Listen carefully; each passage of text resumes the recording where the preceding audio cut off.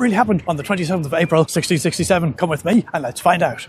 Menchie, ready to find the truth? Let's go! That was the date poet John Milton sold the epic poem Paradise Lost for a mere £5 after it cost him the girl of his dreams. John Milton and my great-great-great-great-grandfather, Browley Delaney, were poets and regulars at London's famous Mermaid Tavern, where Delaney was known as Mr. Rhymes because all his poems rhymed like champions. Milton was called Pro's Face because his didn't, but they were still best pals until they fell in love with Cordwina Diodati. The Mermaid Tavern was named after Cordwina, who dressed up as a mermaid to serve the beer. But it was tough on her feet, and back in those days poets earned good money.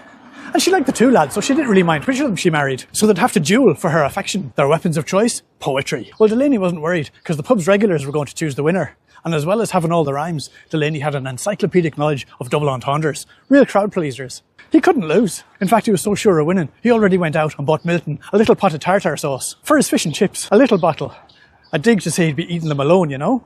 But although Delaney's poems were better, Milton's were longer. Once get him started and good luck stopping him. So on the day of the battle, Delaney, who was from Limerick, started with a fine piece about a young cobbler from Doncaster who cobbled slower when he didn't cobble faster. And the crowd went wild. It was pandemonium, with drinks all around and people slapping him on the back. And it took 2 hours before they calmed down enough before Milton could have his go. But go he did, and he kept going. Look, it wasn't bad at all. But it was all about free will and God and the devil and all that jazz. And after it had gone on for 74 hours, people just couldn't hack it anymore. One after another, they started giving Milton the thumbs up, and he was declared the winner. He stood up with a big smile to give Cordwina a kiss and give Delaney back his damn tartar sauce. But his mind had gone blank from all the versifying, and instead he gave Cordwina the sauce. Cordwina was still dressed as a mermaid, and tartar sauce is an awful insult to give a woman dressed as half a fish. She slapped him on the face, told him she wasn't that kind of girl, and that she wasn't going to marry anyone now. Hello. Ticker, ticker, ticker time, ticker time. Broken hearted, Milton ran out of the Mermaid Tavern with all his pages and sold the poem to the first publisher he met, and he got £5 for it,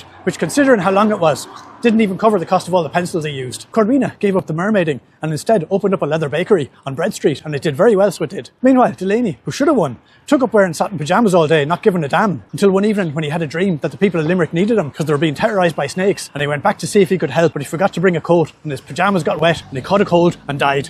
But sure, that's nothing compared to what happened to my other great-great-great-great-grandfather. Make sure you subscribe or follow, or whatever they call it these days, so you don't miss that story. Ready, Menchie? Let's go!